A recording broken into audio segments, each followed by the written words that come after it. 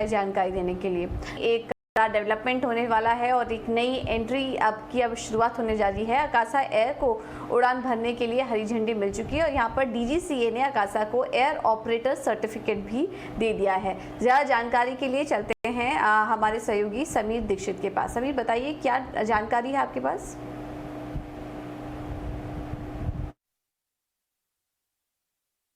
हवाई मुसाफिरों के लिए अच्छी खबर यह है कि देश की नई एयरलाइन अकासा एयर को डीजीसीए एविएशन रेगुलेटर की तरफ से फ्लाइंग परमिट मिल गया है। यानी कि अब उड़ान भरने के लिए जितनी भी तमाम औपचारिकताएं पूरी करनी थी वो पूरी हो गई हैं और अब बहुत जल्द अकासा एयर टिकट बुकिंग के लिए उस तरफ कदम बढ़ाएगा, टिकट बुकिंग की शुरुआत करेगा। अकासा एयर की कोशिश यही है कि जुलाई अंत तक वो कमर्शियल ऑपरेशंस की शुरुआत कर पाए, यानी कि फ्लाइट ऑपरेशंस को शुरू कर पाए।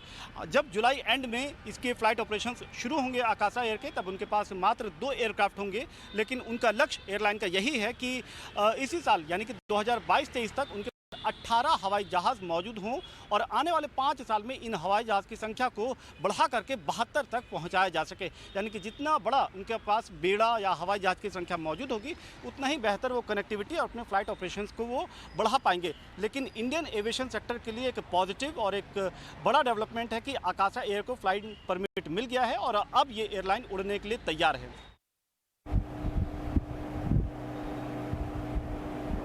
बिल्कुल, तो एओसी यानी कि एयर ऑपरेटिंग सर्टिफिकेट मिल चुका है कंपनी को। जल्द ही ये उड़ान शुरू करते हुए नजर आएगी। बहुत बहुत शुक्रिया समीर आपका ये जानकारी देने के लिए।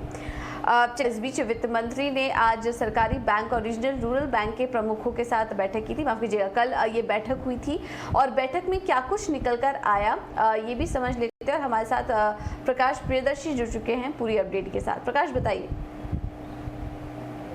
देखिए, सरकारी बैंकों के प्रमुखों के साथ वित्त मंत्री ने अहम बैठक की है और इस बात पर चर्चा हुई है कि मौजूदा हालात में कैसे जो क्रेडिट ग्रोथ की रफ्तार है उसको बढ़ाई जाए।